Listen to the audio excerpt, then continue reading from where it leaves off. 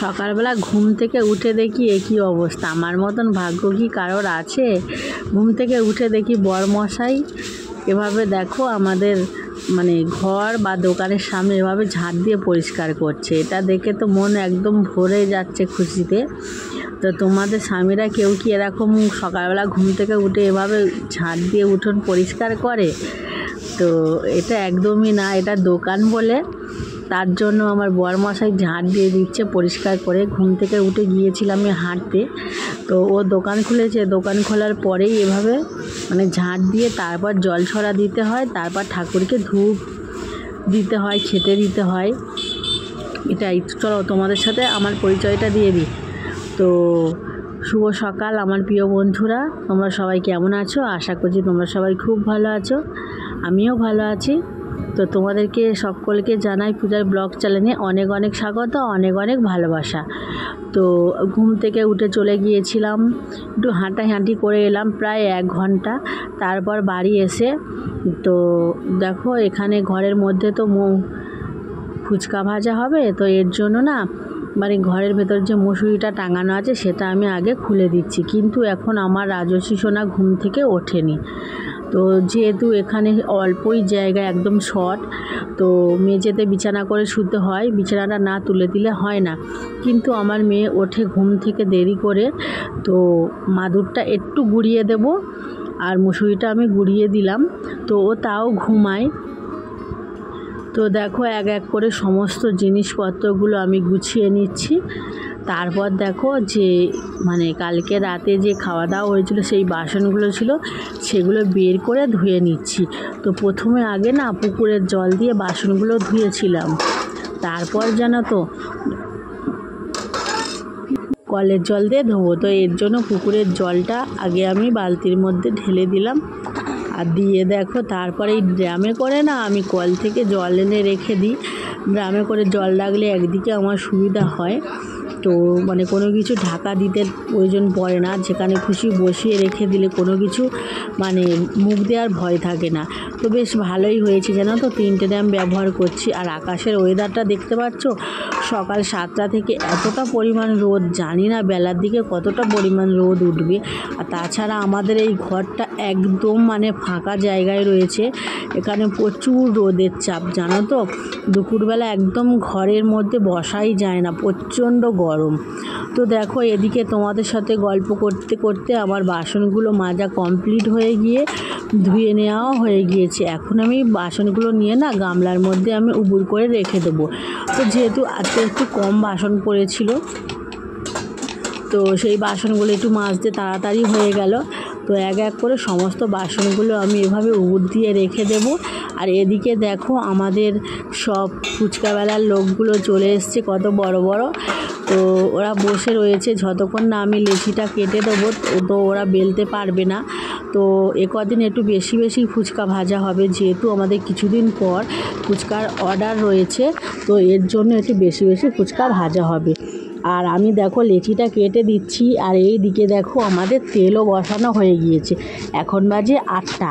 তো 8টা থেকে আমি ফুচকাটা ভাজতে বসছিলাম। তো জানি না কটা পর্যন্ত ফুচকা ভাজা হবে, তো যতক্ষণ না পর্যন্ত ফুচকা ভাজা হবে এইভাবে কাজটা করতে হবে।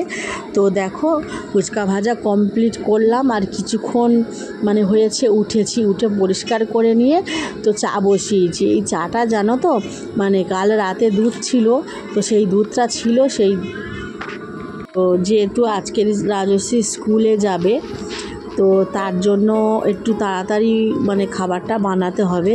তো খাবার বলতে ওকে জিজ্ঞাসা করলাম ও কি খাবে, কিন্তু ও বলছিল কিছু খাবো না। তো আমার ইচ্ছা মতন ওর জন্য আমি দুধটা গুলে নিয়েছিলাম, কিন্তু ও খেতে বসে বায়না করছিল আমি দুধ খাবো না, আমি চা খাবো। তো ওকেও একটু চা দিয়েছি, অল্প চা যেহেতু বানিয়েছিলাম, তো ওর জন্য 2 প্যাকেট দুধ গুললাম, কিন্তু ও খেলো না। সেই দুধটা না নষ্টই হয়ে গিয়েছিল সন্ধ্যা পর্যন্ত।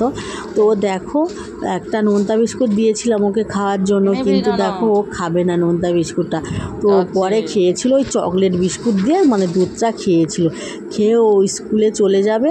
তো দেখো একটু বসে রয়েছে। আর এখন আমি জানো তো কয়েকটা রুটি সেঁকে নেবো, যেহেতু কাল রাতে না কিছু খাওয়া হয়নি, ওই বিস্কুট খেয়ে শুয়ে পড়েছিলাম। রুটি বানাতে একদমই ভালো লাগেনি, তো আজকে একটু সকাল সকালই আটাটা মেখে নিয়েছিলাম। আর ভাতও বানাবো, মানে ভাত আমার রুটিটা হয়ে যাওয়ার পরে রাজস্বী স্কুলে পাঠিয়ে দেওয়ার পরে তারপর ভাতটা করে রাখবো। তো তরকারিও হবে, তো দেখা যাক কি তরকারি হয়। তো দেখো এদিকে আমি আটাটা মাখিয়েছিলাম, আটাটা জানো তো একটু শক্ত মতো হয়ে গিয়েছিল। তো আর কি করা যাবে বলো, ওই আটায় দেখো ভালো করে আমি রুটিগুলো মানে বেলে নিচ্ছি, যেহেতু আটাটা একটু নরম হলে রুটিটা ভীষণ ভালো হয় জানো তো। তো দেখো আমি গোল গোল আকারে আমি ভেজে নিচ্ছি, মানে ভেজে না, সরি আমার বলতে ভুল হয়ে গেল, বেলে নিচ্ছি ভালো করে। আর এদিকে দেখো গ্যাসের মধ্যে আমি চাটুটা বসিয়ে দিয়েছি একদম মিডিয়াম আঁচে। তো চাটুটা গরম হয়ে যাওয়ার পরে রুটিগুলো দেখো এক এক করে সেঁকে নিচ্ছি। আর রুটিগুলো দেখো ভালোই হচ্ছে, তোমরা দেখে বুঝতে পারছো রুটিগুলো ভীষণ ফুলছে। তো আজকে একটু বেশি করে আটা মাখিয়েছিলাম, ওই 10-12টা রুটি হয়েছিল। তো রাজস্বীর বাবা যেহেতু খাবে বলেছে এর জন্য বানাচ্ছি। আর দেখো রুটিটা বানানো কমপ্লিট হয়ে গিয়েছে। আর এদিকে দেখো রাজস্বীকে রেডি করিয়ে দিয়েছি, ওর বাবা ওকে স্কুলে ছাড়তে যাচ্ছে। আর যাওয়ার আগেই দেখো আমাকে একটু টাটা দিয়েই যাচ্ছে। আর ওদিক থেকে ওর বাবা চলে যাবে বাজারে। ফুচকাগুলোকে দেখো রোদে দিয়েছি, আরও কিছুটা ফুচকা হয়েছিল সেগুলো বাড়িতে ছাদের মধ্যে দিয়েছি। আর দেখো আমার রুটি বানানো হয়ে যাওয়ার পরে তো বাঁধাকপির তরকারিটা বসিয়ে দিয়েছি। আর দেওয়ার পরেই দেখো আমি এখানে ঘরটা মুছে নিচ্ছি। তো সার্ফ দিয়ে মানে মুছে নিচ্ছি, যেহেতু আমার ফিনাইলটা শেষ হয়ে গিয়েছে। আর ঘরের মধ্যে ফুচকা ভাজা হয় বলে না ভীষণ মানে মাছি মানে এত ভর্তি, তো ভালো লাগে না একদম জানো তো। তো তারপরে দেখো রাজস্বী স্কুল থেকে চলে এসছে, ওকে আমি স্নানটা করিয়ে দিয়েছি। আর আমি নিজেও স্নানটা করে ঠাকুরকে সেবাটা দিয়ে দিয়েছি। আর দুপুরবেলা দেখো রান্না করেছিলাম ডিমের তরকারি, মানে ডিম আলু কষা আর বাঁধাকপির তরকারি আর যুক্তি ফুল ভাজা করেছিলাম জানো তো। এই আজকে দুপুরবেলা মেনু। আর এই বাঁধাকপির তরকারিটা দিয়ে আমি যেহেতু দুপুরবেলা রুটি খাবো, তো এখানে দেখো আমি মানে 2টো রুটি খেয়েছিলাম। আর দেখো কয়েকটা রুটি রয়েছে। আর এখানে দেখো ভাতও অল্প করে নিয়েছি, যেহেতু তোমাদের দাদাভাই কোনো দিন রাতেবেলা খায় আর কোনো দিন খায় না। তো এখানে রাজস্বী স্কুল থেকে তরকারি দিয়েছিল, সয়াবিন আলুর তরকারি আর ডিম সিদ্ধ দিয়েছিল। তো দেখো খাচ্ছিলাম। আর হঠাৎ করে জানো তো আমাদের রাস্তা থেকে যাচ্ছিল, মানে এই তরমুজ বিক্রি করতে যাচ্ছিল একটা দাদা।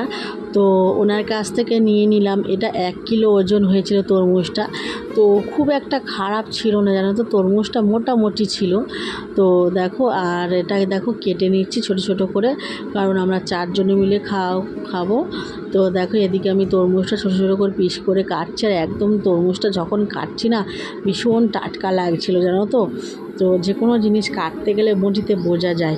তো যাই হোক, এভাবে কেটে যদি বিক্রি করছে বলে খেতেই পারছি, আর না হলে কিন্তু খেতেই পারতাম না। একটা গোটা তরমুজের দাম 100 টাকার ওপরে পড়ে যাবে, তো আমাদের পক্ষে নেওয়া কিন্তু সম্ভব হয় না। এটা কিন্তু 30 টাকা দাম হয়েছিল তরমুজটা। যাই হোক দেখো এখানে কয়েকটা পিস হয়েছিল, বেশ ভালোই আমাদের সবাইয়ের হয়ে গিয়েছিল। আমার শ্বশুরমশাইকেও দিয়ে আসবো 2 পিস, আমিও 2 পিস নিয়েছিলাম, তোমাদের দাদাভাইয়ের জন্য 2 পিস রেখেছিলাম। আর আজকে জানো তো 4টের সময় রেডি হয়ে বেরিয়ে যাব, রাজস্বীর নাচের ক্লাস আছে। তো আজকের গিয়েছিলাম, হঠাৎ করে গিয়ে দেখলাম আজকের কিন্তু নাচ শেখায়নি, বন্ধ রয়েছে শরীর খারাপ বলে। কিন্তু আমার জানো তো বেগার গিয়েলাম, আর আমার গাড়ি ভাড়াটাও নষ্ট হয়ে গেল। এটা কিন্তু একদম ভালোই হলো না। তো টাটা বাই বাই, আজকের মতো আসি, কাল অবশ্যই তোমার সাথে দেখা হবে।